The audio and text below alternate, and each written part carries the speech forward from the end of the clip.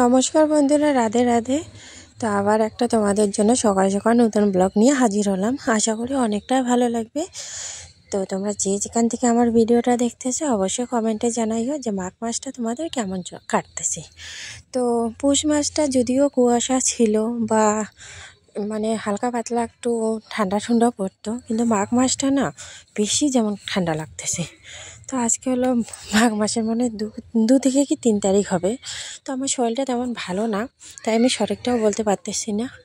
তো মানে রাত থেকে একটু একটু শরীরটা খারাপ যাচ্ছে।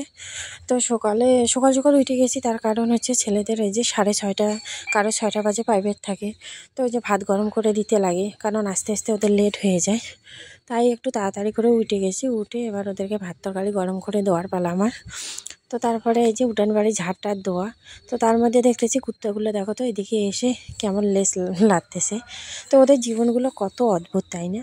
ঝড় যাক, বৃষ্টি যাক, তুফান যাক, ঠান্ডা যাক, শীত যাক, মানে যে কোনো পরিস্থিতিতে ওরা নিজেদেরকে কত সুন্দর করে মানিয়ে নিতে পারে। তো দেখো তো, আমরা তো কত সোয়েটার জামা চাদর পরে লেপ কাঁথা গায়ে দিয়ে শুয়ে থাকি, কিন্তু ওরা বেচারা কোথায় একটু খেয়ার আছে, কোথায় একটু ছালি আছে, ওগুলোর ভিতরে গিয়ে একটু নিজেকে সুরক্ষিত রাখে। তো দেখো সকাল সকাল দেখো ফুলের গাছগুলো আমি আজকে ভেঙে দিলাম। কেন ভেঙে দিলাম? প্রতি বছর এত সুন্দর করে ফুল ধরে, আর এই বছরটা আমার ফুলের বাগানে ফুলে ফুটলো না। এইটুকু বাগানের মধ্যে আমি কত যত্ন করে ফুলগুলো উঠাইতাম, কিন্তু এই বছর আমার কোনো ফুলেই ফুটলো না। আমার মনটা খুবই খারাপ লাগতেছে।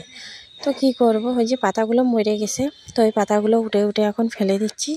আর যে ডালপালাগুলো যেগুলো শুকিয়ে গেছে ওগুলো একটু উঠে উঠে এখন ভেঙে ভেঙে ফেলে দিচ্ছি। কি বলো তো, করি কিন্তু অনেক আসছে, তারপরেও কিন্তু ফুল না ফুটতেইছে না, কেমন লাগতেছে, মানে দেখতে অসন্তর লাগতেছে। তাই আর কি করব, ওগুলো ফেলে দিচ্ছি। তো দেখতেই পাচ্ছ কত লম্বা লম্বা ডাল, আর পাতাগুলো কেমন কুচকানো কুচকানো হয়ে গেছে, আর অনেক কিন্তু ফুলের কড়ি আসে। তো হঠাৎ করে অসুস্থ হয়ে পড়লাম। মানে উঠান টুটান ঝাঁট দিয়ে দিয়েছি, কিন্তু ওই যে রান্নাঘর যখন লেপতে আসবো তখন হঠাৎ করে এত মানে পিঠের ডান সাইডে ব্যথা উঠছে, মানে নিজেকে আর কন্ট্রোল করতে পারতেছিলাম না, খুব খুব ব্যথা করতেছে। মানে বিছানায় শুয়েছিলাম। তাই দিদি আমার আমার যা একটু বাকি কাজ ছিল, মানে ভালোই কাজ ছিল, থাল বাসন মাজা, রান্নাঘর মোছা, তারপরে যে একটু অনেক মানে রান্নাঘরে তো বিভিন্ন রকমের কাজ থাকে, সবগুলো ওই সাইডে নিল। তো শুয়ে থাকতে থাকতে প্রায় 11:30টার মতন বেজে গেছে, তো আমি কিচ্ছু খাইনি। তো এই যে দিদি পিঠাগুলো নিয়ে আসে, ওগুলো আবার ওকে রিটার্ন করতেছি, কারণ কি বলো তো, খাইতে ইচ্ছে করতেছে না, আবার অনেক ক্ষতি হয়ে যাবে বাসি জিনিস টিনিস খেলে। তো দিদি বলতেছে আমি নিয়ে যাই। তাই ঠিক আছে নিয়ে যা, তো ওকে আবার পাঠায় দিচ্ছি। আর একটু সুস্থ হইলাম, তারপরে একটু চাটা খাইলাম। খাওয়া দাওয়ার পরে দিদি বলতেছে ওই যে সিম নিয়ে আসে দিদি, তো সিমগুলো নরম নরম, তো আমাকে বলছে একটু সিমের যাতে আমি চচ্চড়ি বানাই দিই। তো যখন এখন একটু সুস্থ আছি তাই একটু বেটে দিই, মানে সরষে বাটতেছি, আর এখানে কাঁচা লঙ্কা মশলা আদা একটু বেটে নিচ্ছি, নিরামিষে বানাবো।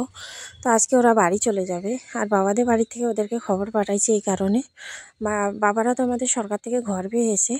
তো ওই ঘরের কাজ করার জন্য আর কি ওদেরকে খবর দিয়ে পাঠাইছে। তো রান্নাঘরটা বাবারা ভেঙে ফেলছে, তো ওই রান্নাঘরটা ভাঙার জন্য আর কি আমাদের জামাইবাবুকে দিদিকে খবর দিয়ে পাঠাইছে। তো ও কিন্তু এইসব কাজ একটু খুব ভালোই করতে পারে, মানে আমার দিদির বর, তাই আর কি ওকে ডেকে পাঠানো হয়েছে। দেখো নিজেদের মনে করো জামাইরা একটু শ্বশুরবাড়িতে ভালোভাবে কাজ করে দিবে। অপরিচিত মানুষ যদি মনে করো আজকে যদি মিস্ত্রি ধরে, মিস্ত্রি তো থাকবেই, তার সাথে একজন হেল্পারের প্রয়োজন, তো হেল্পার হিসেবে কাজ করে দিবে। দেখো অন্যান্য মানুষরা ওদের টাইম হবে ওরা চলে যাবে, আর নিজেদের মানুষ কি বলো তো, টাইমের বাইরেও কিন্তু কাজ করে। তো শ্বশুর বাড়ি যেহেতু, তো করে তো দিবে। তো আমার ভয়েসটা দিতে অনেক অসুবিধা হচ্ছে, তাও আমার মানে দিচ্ছি। কোনো যদি অসুবিধা হয়ে থাকে বা কোনো যদি ভুলভাল হয়ে থাকে আমাকে মাফ করে দিও, কারণ আমার খুবই অসুবিধা হচ্ছে, তাও কিন্তু আমি দিচ্ছি। তো এই যে সয়াবিনগুলো আনছি আজকে 2-3 দিন হয়ে গেছে, ওগুলো এখনও ঢুকানো হয়নি, মানে আমাদের বয়মের মধ্যে, তো আজকে ঢুকিয়ে নিলাম। আর সয়াবিনগুলো না বড় বড়, কিন্তু খেতে অতটা ভালো নেই, কেমন জানি লাগে, মানে রান্না করলে যেমন পাঞ্চা পাঞ্চা।